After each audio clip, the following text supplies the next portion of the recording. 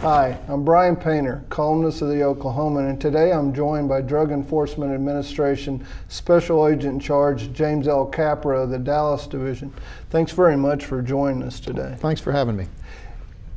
You've been in that role now in Dallas for 4 years. If you would, kind of take me back 4 years ago and kind of explain the issues that you were facing then and how Oklahoma played a role in those. Well, the Dallas division covers North Texas and the entire state of Oklahoma, so it's a large expanse. And one of the first things that I did when I got here is you kind of want to know your domain and what's our threat and what are we seeing here in Dallas? Has it changed in the past few years? Where are we going to project ahead? And in order to do that, you got to know your domain, know what the traffickers are doing. And so what we did quite quickly, what I had done quite quickly is taking a fresh look at the threat assessment for the field division. And of course that includes what's happening here in Oklahoma as well. And one of the very early on, one of the first things that we saw is that our level of investigations over the past several years had gone up. And what I mean by that is we work on international, national, regional, and local impact cases. So 3 different levels that we work. And what we saw here in Dallas is our international cases really were taking off. Now that speaks to what's happening. That speaks to if you're starting to move more and more out of the local domestic area and your traffickers are starting the more and more traffickers that we're investigating are starting to be involved in international, that speaks to your area is starting to be influenced now by a little higher level of violators. So that's the very first thing we saw. And then the next thing is okay, what drugs are we seeing? Well, we see them all. You know, we see every type of drug that's out there, from clandestinely made drug, but the 2 principal drugs that we saw were both methamphetamine and cocaine, probably neck and neck on the number of investigations that our people were involved in. And then who are these people? Who are these traffickers? And of course, again, the majority of our area of responsibility is influenced by Mexican drug trafficking organizations. In particular, from Dallas on up to this area, what we know that controls the Dallas area and what the Mexican traffickers call the plaza are the Gulf Cartel, La Familia, and the Zetas as well. And that dynamic changes rapidly, and we have to be aware of that because of the infighting that goes on with the cartels. But Mexican drug traffickers are what influence our area, including, when I say Dallas all the time, remember I'm talking about this is the field division and it covers the entire state of Oklahoma. So that's what we saw right away. I mean, that's the picture we saw. Now the next step is, okay, are we going after these? Who are we working with? Who are our partners? And how can we get better at doing our job? And that's how we start. So if you stomp out a fire in one area, that doesn't mean it's not going to pop up. Right, exactly. It doesn't mean that, and that's always the challenge. And drug enforcement is probably one of those few things where people say, when is it all going to stop? Because remember, drug traffickers live and exist on the backs of addicted people. Their object is to make money off of the backs of suffering. And I think sometimes people don't understand that the groups that we're not going after the addict. At the Drug Enforcement Administration is not going after that addict. We're going after that trafficker, that organization that is purposely targeting these men and women. You got to understand, they have absolutely no regard for the rule of law. Drug trafficking organizations. They have absolutely no regard for human life. They have no regard for liberty or freedom. And that may sound a little excitable and zealous, but it's true. I've been doing this for a long, long time, and they don't. What they want to do is make money and stay away from the reach of the American justice system, and they do it off the backs of a great deal of suffering. And we have a drug problem here in the United States, and we have a drug problem here in our area of responsibility. What's changed dynamically is this used to be just an area where there was a transportation hub. In other words, drugs would come in and be moved out. Here in the Oklahoma region, if you look at the highway system from east to west to north to south, that's what we see a lot of, this transportation in here. We do have some command and control people here, which means these are people in charge of cells, drug trafficking cells that are located here. but we also see a lot of transportation moving back and forth across the state of Oklahoma. And I'll tell you, the Oklahoma Highway Patrol is probably has one of the best interdiction teams out there. And there are a number of departments there, but we work very well with, and we have to work very well with our law enforcement partners, both on the federal and state side. And so what we try to do here in Oklahoma too is get involved when the Oklahoma Highway Patrol makes a stop and gets an interdiction. We try to get out on the set right away and try to pursue that a little bit further. That's what we're trying to use the tools that are available to us to pursue that further. And that's the great challenge, is to be proactive.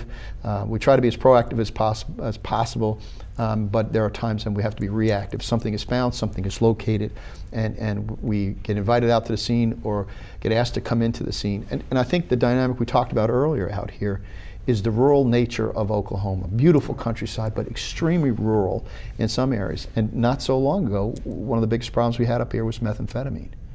Out in the rural parts of the country, out where it's hard to surveil or even to know what was going on. But it was Oklahoma that first pushed legislation to start to curb the meth lab problem. It was Oklahoma that pushed it, the legislation, that because of that legislation, Texas then came on and passed legislation on the pseudo-federal legislation, which really has had now across the country, both federal and state legislation, a dramatic impact on meth labs. And so those are the types of things when we talk about Oklahoma drug enforcement in our area. Those are, we work both from an enforcement end of it, legislation end of it, education and prevention the best we can. We're the enforcement arm, the federal enforcement arm, and that's our responsibility. But we can't do this without working with all these entities. And so that's part of the challenge that we have here. You mentioned back when you first came and you looked at the overall picture, meth and cocaine were the two front runners, almost neck and neck, right. You said. Is that still the case? It still is, and to some extent, what we're seeing more of today, probably than before, is meth. Meth from time to time will spike a little bit higher. Most of the meth that we're seeing here is finished product that's coming out of Mexico. That's being transported into our area. Our meth labs here, especially in Oklahoma, have dropped off dramatically. However, we have seen a rise in what's been reported and known as these one-pot meth. It's really small meth. It's still very toxic, produces a small amount of methamphetamine, but we're starting to see, we have in the last year, starting to see an increase in that. But meth is probably here in Oklahoma, it spikes a little higher than cocaine from time to time. But it changed, like I said, the dynamic changes, and that's also the challenge, is trying our best to stay on top of it. And that becomes very, very challenging. Every time we do something from an enforcement end, especially if it's a large-scale enforcement operations, unfortunately, we wind up training the bad guys on what we're doing. They realize, oh, they did this, that's not, and they'll adjust accordingly. They try to invent secretive places to secure their drugs, so it's hidden from law enforcement should they go into a house, we do a search warrant, or even in a vehicle. They do their best to hide it in certain areas, and they're real elaborate. Some of these things are very, very elaborate. So they don't spend. They're not shy about spending money on developing ways to hide themselves from law enforcement. You mentioned, just one last question, you mentioned that with the trafficking and with the highways and all, that's the weakest link. It is. When you move anything, to move it from point A to point B, the actual movement of it becomes vulnerable because it's on the move. An army on the move is vulnerable to attack. It really is, the same principle is there. And so the weakest link sometimes in the drug chain is transportation. And so we have here in Oklahoma with the highway system, if you look at Oklahoma, just back out on a map and see how dynamic it is. Our area is at what we would call a constructive border. When we talk about border, we think of the physical border, Mexico-U.S. border.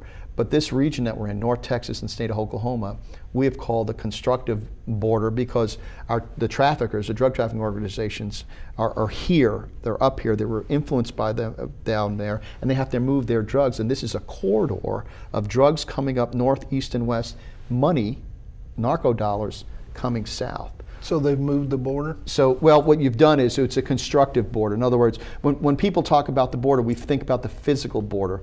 But overall, the same cartels and the same drug trafficking organizations that are on the border are here as well. You know, they have cell heads here as well. So I call it this kind of constructive border that we have here. But the dynamic is the movement of drugs and the movement of narco dollars back. We have to be very smart in how they move it. We have to be trained up in how they move it, and we do that by first of all understanding what's happening, doing our best to do the types of cases we're doing, and then, like I said earlier, we have some of the best interdiction officers in the country come from the Oklahoma region, and because they're doing their jobs every day. Because they do these stops and they get these drugs into our money, and then they call us and they work with us, we are able to develop those cases into larger cases. For instance, I'd give you a quick example. A few years ago, on a routine stuff, officer doing his job, just doing his job on the highway, stops a vehicle, gets a certain amount of meth out of the vehicle. We get called. We get on the set, we start doing some interviews, we start doing some research, we start working with our systems and find out it's tied to a case in New Jersey, tied to a case in Chicago. By the time we get done with the case, New Jersey, because of what happened here, because of an officer doing his job, because of agents who are dedicated, working with task force officers to pursue that case further, New Jersey winds up getting one of the largest methamphetamine seizures and cases that they had on history there. So we've part of that, what it tells you is we're doing a better job at talking to each other, building these cases, and making the best impact. It's just not good enough just say, okay, I got this person, that's all, let's move on. But where's it going to? Where did it come from? And so those are the challenges. And the big thing in a post 9/11 world is to be able to share that intel, share that information with other law enforcement agencies across the country. Thank you very much for coming in today. Thanks for having me.